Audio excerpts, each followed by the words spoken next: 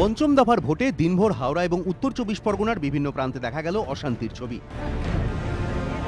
কোথাও মার খেলেন সিপিএম প্রার্থী, কোথাও আবার তৃণমূল প্রার্থীদেরই দেখা গেল চোখ রাঙাতে। ইমার্জেন্সি নেই চলেগা, আপনি চেঞ্জ করে দিন এবং এই ধরনের অডাসিটি যেন না থাকে, তাহলে ও যেখানে আছে কোথায় যাবে ও জানে না। একটা যদি কিছু হয় এখানে থাকাই বাড়িতে বন্ধ করে দেবো। আমাকেও আপনি চেনেন, আমি আপনি বলছেন ঠিক আছে, আপনি কি করে বলছেন? আপনি কি করে আছেন বলে আপনি বলছেন ঠিক আছে? বলছেন আক্রান্ত দলীয় সমর্থককে দেখতে গিয়ে হামলার শিকার হলেন সিপিএম প্রার্থী তন্ময় ভট্টাচার্য নিজে।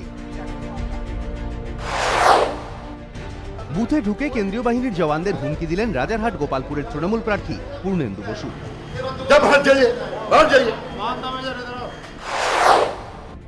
পূর্ণেন্দু হুমকি দিলেন বাহিনীকে, তো বালির তৃণমূল প্রার্থী বৈশালী ডালমিয়া শাসালেন সিপিএমকে। একটা যদি কিছু হয় এখানে থাকাই বাড়িতে বন্ধ করে দেবো। আমাকেও আপনি চেনেন, আমি বুথ চত্বর থেকে তৃণমূল কর্মীদের হটিয়ে দেওয়ায় পুলিশকে মেজাজ দেখান ক্ষুব্ধ প্রার্থী সব্যসাচী দত্ত। সিপিএম প্রার্থী পলাশ দাসের গাড়িতে ভাঙচুর চালানোর অভিযোগ ওঠে তৃণমূলের বিরুদ্ধে।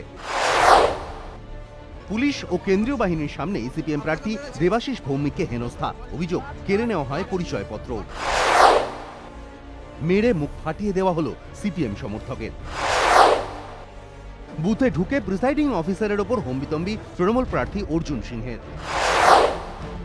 হাওড়া পুরসভার ডেপুটি মেয়রের নেতৃত্বে বুথে বুথে দাপিয়ে বেড়ালো বাইক বাহিনী।